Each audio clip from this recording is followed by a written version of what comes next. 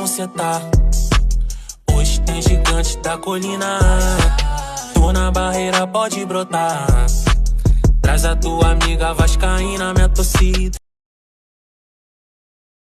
Saudações cruzmaltinas a todos vocês, meus amigos e minhas amigas, vascaínos e vascaínas ligados aqui no nosso canal, de norte a sul, de leste a oeste do nosso país. Sejam todos muito bem-vindos, vocês estão ligados, conectados aqui no canal Vascaíno desde sempre. Eu me chamo Álvaro Silva, estamos juntos para falar do nosso Vascão. Já peço para quem ainda não é inscrito, se inscreva, dê essa força pra gente chegar aí aos 100 mil inscritos. Estamos com 7.300 e pouquinho. Eu quero agradecer a uma galera que se inscreveu de ontem para hoje aí. Quase 40 inscritos, muito obrigado a todos vocês, que Deus continue nos abençoando, a cada um de vocês também, tá galera? E para você que ainda não se inscreveu, se inscreve aí, é de graça, não custa nada, ajuda o crescimento do nosso canal, galera, dá essa força pra gente, compartilha também aí o nosso conteúdo nos seus grupos de WhatsApp, grupo da família, no grupo do trabalho, no grupo da resenha, no grupo da pelada, no grupo dos amigos, no grupo da zoeira, no grupo do futebol, no grupo do Vascão, dá essa forcinha pra gente. Dito isso, vamos começar o nosso vídeo sem muita delonga, né? Direto e reto ao ponto, ao que nos interessa, que é o nosso Vasco. Galera, é o seguinte, o Luca Orediano está acertado, está com malas prontas para sair do Vasco, isso mesmo. Como assim, Álvaro Silva? Isso mesmo, gente. Só que ele não está saindo em definitivo ainda. Ele está indo jogar lá nos Estados Unidos, na MLS, com a camisa do Cincinnati, eu ia falar Cincinnati City, é só Cincinnati, lá dos Estados Unidos. Lembrando que o Cincinnati está sempre disputando ali nas cabeças no campeonato americano. É um time bem organizado, vive ali buscando títulos e coisa e tal. Inclusive até o mesmo clube, né, do Matheus Rossetto, que foi especulado aqui no Vasco uns 2 dias atrás, né? Não sei se uma coisa tem a ver com a outra ou se é só coincidência. Fato é que a notícia que saiu hoje, segundo o jornalista Lucas Pedrosa e também o Vene Casagrande, é o seguinte: o Vasco vai emprestar o Luca Orediano até o fim da temporada para o Cincinnati com a opção de compra. O Cincinnati vai pagar um valor, a gente não sabe qual o valor é esse, né? De quanto a gente está falando. No caso, seria uma compensação financeira pelo empréstimo, já com a opção de compra fixada ao término do empréstimo pelo valor de 3 milhões de dólares, algo em torno de 15 milhões de reais. Na minha opinião, um valor baixo, viu? Um valor baixo, é difícil ver a 777 fazendo esse tipo de negociação. Normalmente eles querem ganhar 2, 3 vezes mais do que pagaram. Estranho, mas Luca Orediano também quer sair, então ele que vá na fé, ele que vá embora, né? Seja feliz para lá, abrindo vaga para outro atleta que queira realmente vestir a camisa do nosso Vasco, né, galera? Aí diante dessa situação aí, né? Agora a gente vai ter que ver o que a 777 vai fazer, se vai trazer reforço ou não, né? O Adson chegou, mas não pode jogar porque tá mal fisicamente, coisa que não dá para entender também. Então vamos aguardar, mas a 771 tá devendo muito para nós torcedores. Galera, agora é o seguinte, ainda falando de jogador, mas jogadores que estão no Vasco, na verdade que acabaram de chegar. O lateral esquerdo, ontem eu falei João Vitor, né? O lateral esquerdo Vitor Luiz, né? O Coritiba anunciou hoje a rescisão de contrato com ele é do Vasco, vai jogar até o fim da temporada aqui no nosso clube. O goleiro Kehler, que veio de empréstimo junto ao Internacional de Porto Alegre, e o Pablo Galdames, que chegou do Genoa. Esses 3 atletas devem ser registrados nessa semana ainda, tá? A expectativa é que lá para segunda, terça, quarta-feira no máximo, esses 3 atletas já estejam registrados no BID para poder estarem atuando com a camisa do nosso Vasco. Só um parêntese, Pablo Galdames chegou ontem no Rio, fez exames, né? Já assinou com o Vasco. Uma galera tentando tumultuar, disse que ele estava lesionado, não está lesionado, mas também não é aquele cara que a gente estava esperando, vamos ser sinceros. Teve gente que veio me tumultuar aqui no canal ontem, falando que eu tô tentando enganar o torcedor. Aonde que eu tô tentando enganar o torcedor? Aonde que eu bati palma pra maluco aqui, que eu tô muito feliz, que chegou Galdames, que chegou fulano e ciclano? Não. A única contratação que eu vejo ali com uma certa ressalva, de repente, é o Vitor Luiz, lateral esquerdo, para ser reserva do Piton, tem 30 anos, já ganhou bastante coisa no Palmeiras, jogou bem no Botafogo. Tava no Coritiba, foi rebaixado? Foi. Ah, mas o Coritiba foi rebaixado, o jogador não presta. Galera, não é bem assim. Não é bem assim. Querem ver um exemplo que não é bem assim? A gente pode, por exemplo, pegar um jogador do Palmeiras que foi campeão e esse cara pode não jogar muito bem também no Vasco. Então, não é bem por aí. Então, acho que dessas 3, o melhorzinho aí, ou menos pior, na minha opinião, seria o Vitor Luiz. O Galdames, eu vi pouca coisa dele, a gente tem que aguardar para dar opinião. Fato é que esses 3 jogadores serão registrados já no BID, né, para atuarem com a camisa do nosso Vasco. Galera, agora é o seguinte, hein? Dentro dessa situação de jogadores, né, o 777, o Alexandre Matos, para com esse negócio de trazer jogador pro Vasco para compor elenco, para brigar por vaga. Nós já estamos de saco cheio dessa historinha. Jogador para compor elenco, jogador para brigar por vaga, e jogador que não sei o que. Ah, queremos jogador que queira jogar no Vasco. Vocês estão querendo dizer o quê? Que ninguém quer vir jogar no Vasco? Estão querendo dizer isso? Então é muito estranho essa situação. E aí, Alexandre Matos, o que você tem a dizer? Você que é um cara que tem a carreira consolidada, multivencedor aí, recebeu proposta até mesmo da CBF e resolveu ficar no Vasco. Não estou entendendo. Aí você num dia fala uma coisa, no outro dia o Lúcio Barbosa vem à mídia, o Pedrinho também vem, que estão aí desconfortáveis, que estão indignados com a SAF do Vasco, que está enrolando para fazer contratações. Então assim, é brincadeira, a gente está cansado, a torcida do Vasco está cansada de jogador refúgio, entre aspas, jogador reserva do reserva, jogador de clube de Série C, Série D, às vezes nem série nenhuma tem o time que eles estão jogando, e chegam no Vasco com status para titular. Eu não estou entendendo isso, sinceramente, porque no Palmeiras, campeão brasileiro, não contratou nenhum jogador assim e foi campeão brasileiro.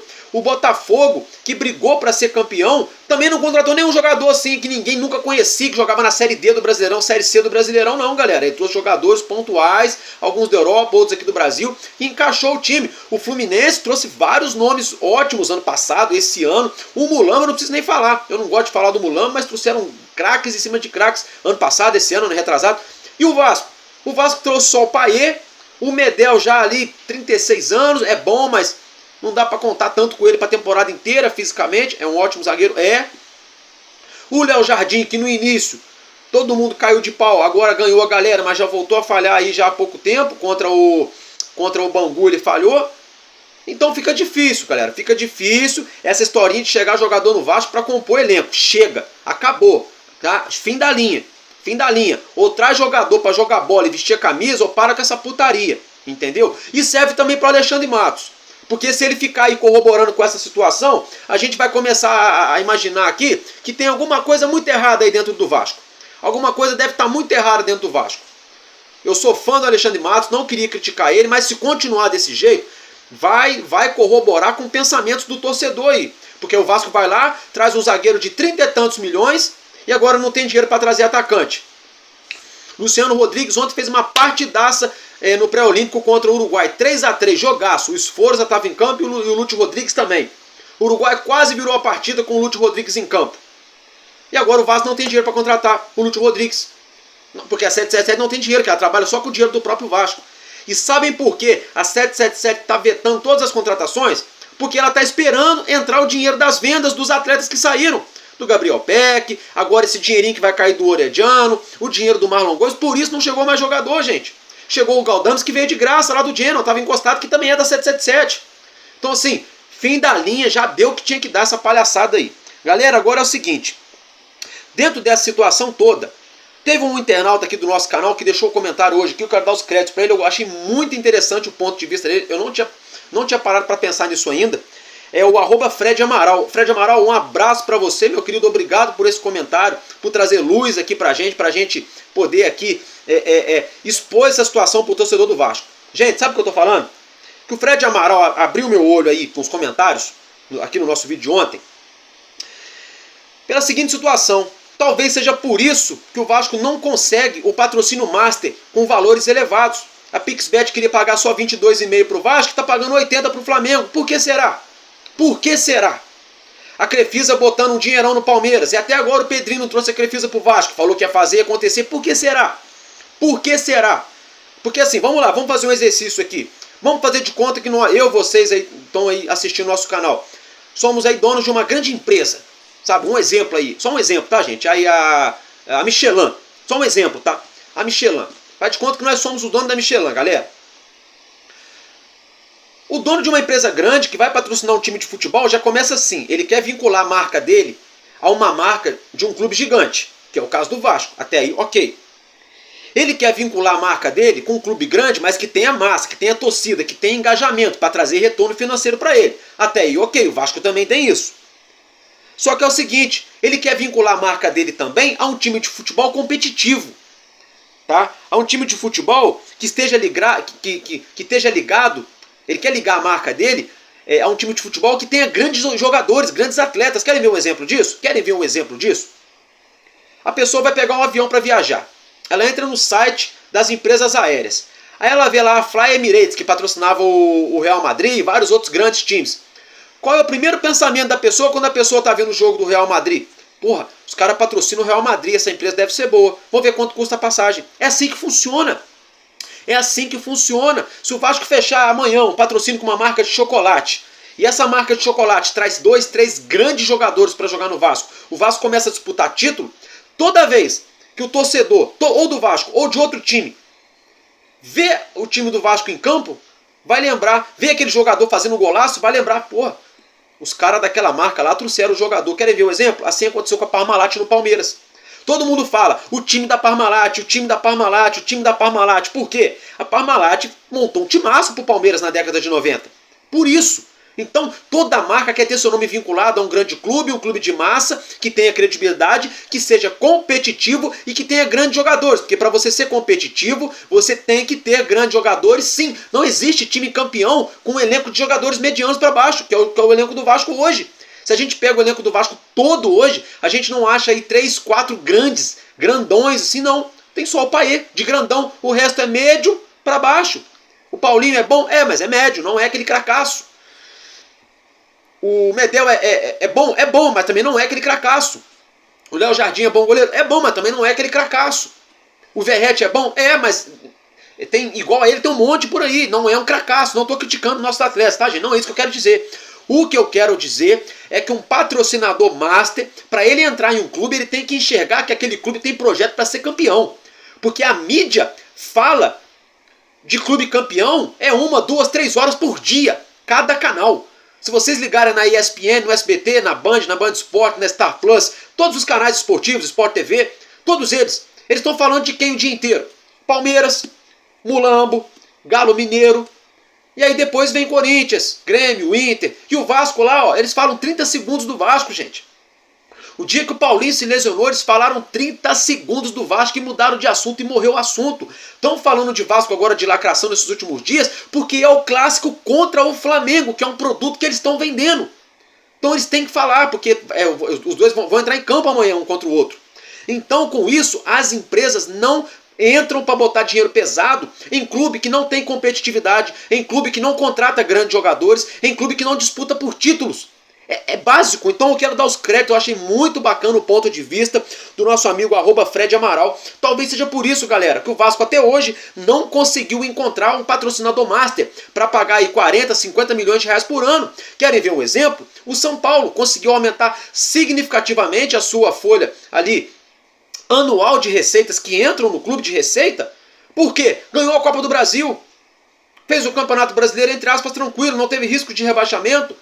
Então assim, vai disputar a Recopa, então os patrocinadores querem investir no São Paulo, querem investir no Palmeiras, querem investir no Galo Mineiro, querem investir infelizmente no Urubu, infelizmente no Fluminense, que não é o caso do Botafogo, por exemplo, que tem um cara, John Textor, que tá dando um banho na 777. Vocês imaginem, gente, se o John Textor tivesse comprado a SAF do Vasco, seria uma outra história, seria uma outra história. Então, sinceramente, eu acho que já está todo mundo percebendo o jeito que a 777 opera e trabalha a SAF do Vasco e a maneira da 777 se portar no mercado. Está todo mundo percebendo que está muito claro. A 777 pega os ativos do Vasco, vende por 3, 4, 5 vezes o valor que foram comprados ou valores exorbitantes de jogadores que foram revelados na base do Vasco, que a 777 não deu uma garrafa d'água para esses atletas quando eles estavam aqui na base do Vasco. Aí agora que viraram profissional, que eles chegaram aqui, compraram a SAF do Vasco,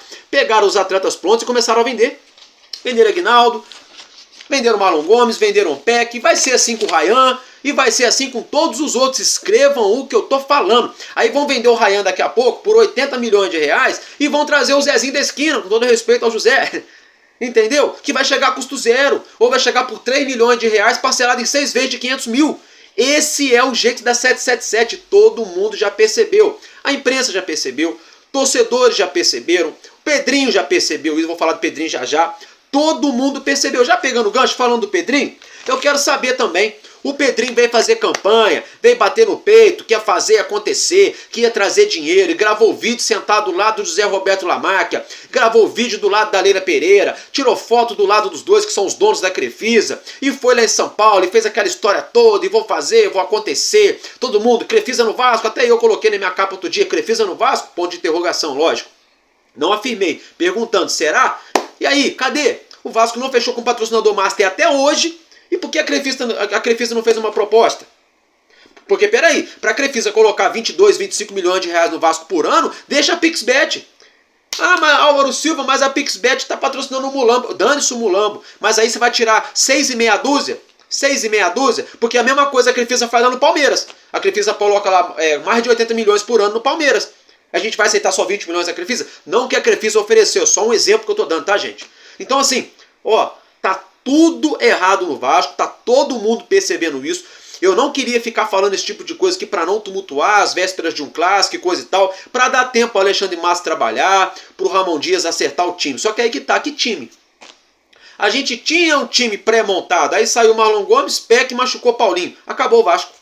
Acabou o Vasco. Sabe o que vai começar a acontecer a partir de agora? Escrevam o que eu estou falando. Se o Vasco não trouxer reforços para o meio e para o ataque, para virar um time agressivo, um time que propõe jogo, que marca 2, 3 gols por partida, sabe o que vai acontecer?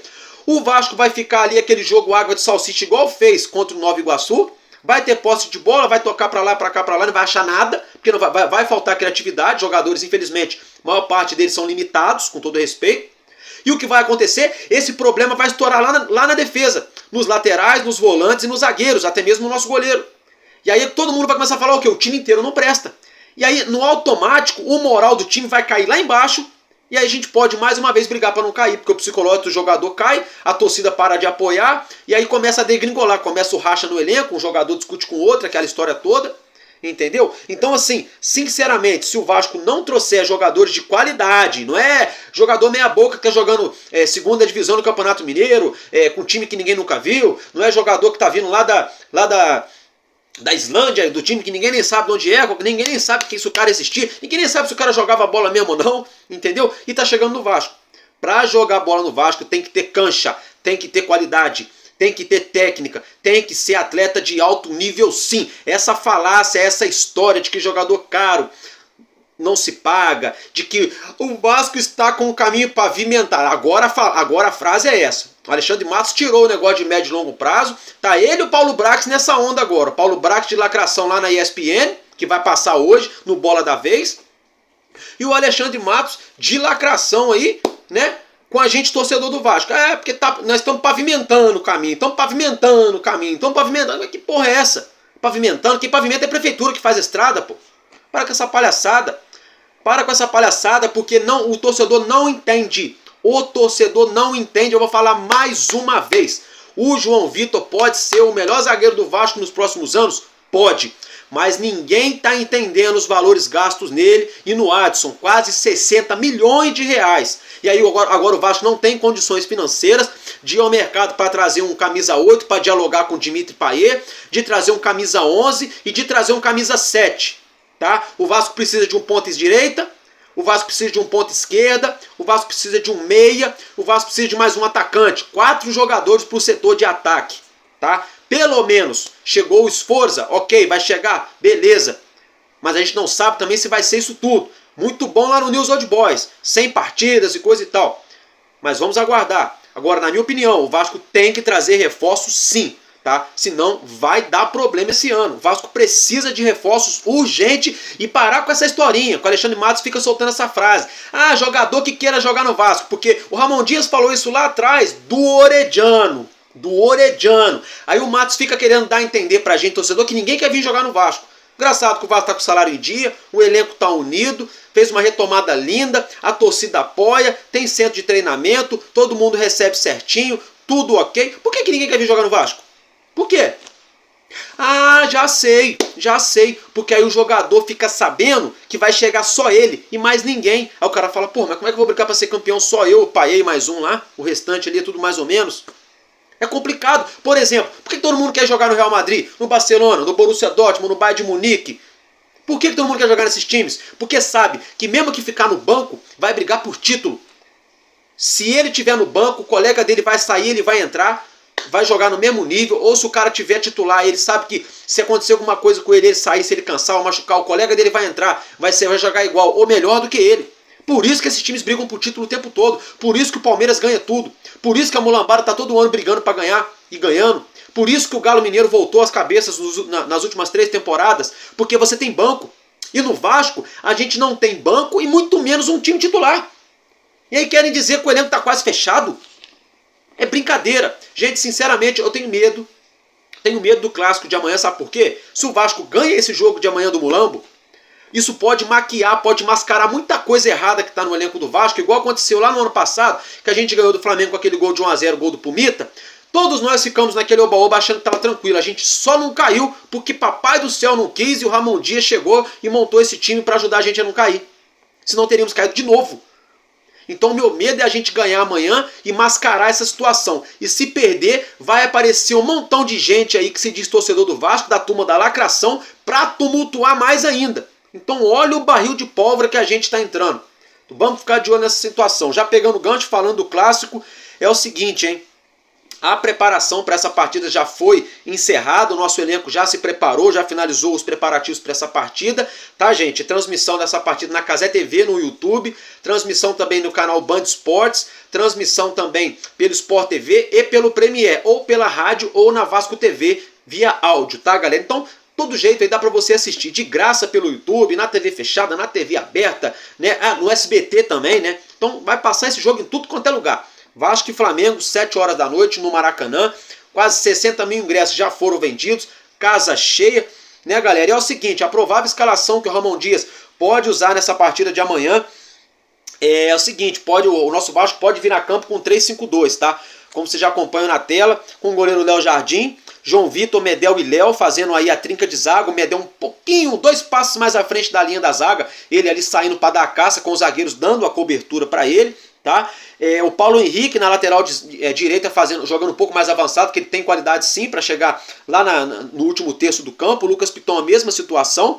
Jair e de repente o Zé Gabriel fazendo a dupla de volância, o Zé Gabriel mais mordedor, marcando, ora junto com o Medel, ora junto com o Jair, e o Jair ajudando a marcar e puxando a saída de bola, um contra-ataque, né, a construção da jogada, junto ali com o Dimitri Payet mais centralizado, e aí o Rossi um pouquinho mais pela direita, o Verratti ali centralizado um pouquinho mais para a esquerda, os dois dialogando no ataque. Então essa pode ser uma das formações utilizadas pelo nosso treinador, o 3-5-2. Uma outra formação, se o nosso treinador for jogar no feijão com arroz, que na minha opinião, viu, gente, se o Vasco entrar desse jeito amanhã, diante o Urubu vindo aí com a Arrascaeta, Dela Cruz, Gabriel Barbosa, Pedro, Gerson, Pulgar, aquela turma toda deles lá, se o Vasco jogar no 4-3-3, que vocês já estão acompanhando na tela, com esse time aqui, ó, vamos ver, ó, Léo Jardim, Rojas na direita, João Vitor e Léo, fazendo a dupla de zaga, tá? Ah, Álvaro, por que não João Vitor e Medel? Porque os dois jogam pela direita. Eu acho difícil os dois jogarem juntos. Pode ser que dê certo, mas eu acho difícil.